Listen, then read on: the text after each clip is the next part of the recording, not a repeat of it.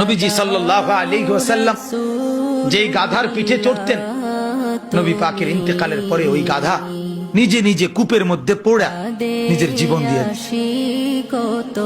নবী সাল্লাল্লাহু আলাইহি সাল্লামের ইন্তেকালের পরে যেই উটনি, আল্লাহর নবী সাল্লাল্লাহু আলাইহি সাল্লাম উটনি মানে মহিলা জাতের উট, এই উটনিতে চড়তেন।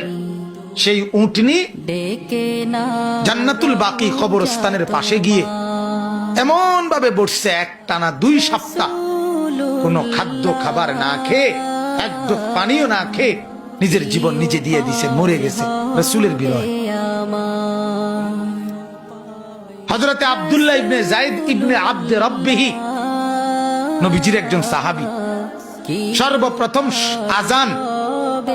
আজানের যে বাক্যগুলো যিনি স্বপ্নে দেখছে, এই সাহাবী আব্দুল্লাহ ইবনে যায়েদ ইবনে আব্দে রাব্বিহি, এই উনি বাগানের মধ্যে কাজ করতেছিলেন, খেজুর বা আঙ্গুরের বাগানে।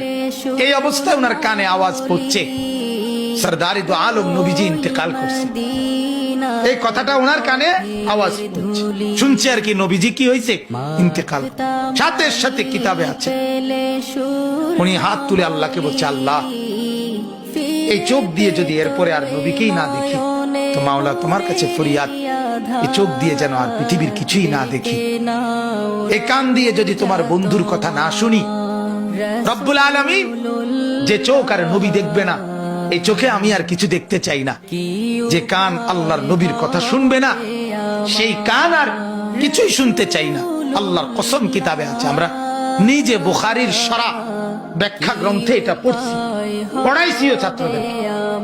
ওই সাহাবী এরপরে আর মৃত্যু পর্যন্ত কোনদিন আর কিছু চোখেও দেখে নাই, কানেও শুনে নাই।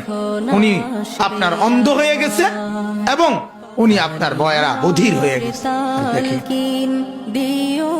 তাহলে কি পরিমাণ বিরহ, আমি এটা বুঝাইতে চাই।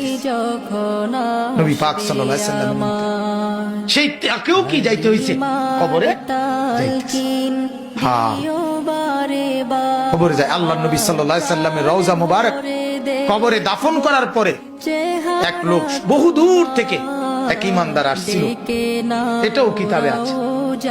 আয়েশা আল্লাহর নবী সাল্লাল্লাহু আলাইহি সাল্লামকে আয়েশার পায় নাই, দেখে নাই, এই কবরের মাটির মধ্যে চিৎকার দিয়েই জীবন দিয়েছে। এটাও আমরা কিতাবে পড়ছি, জাযবুল কুলুব ইলা দিয়ারিল মাহবুব, এটা আরবি কিতাবের নাম।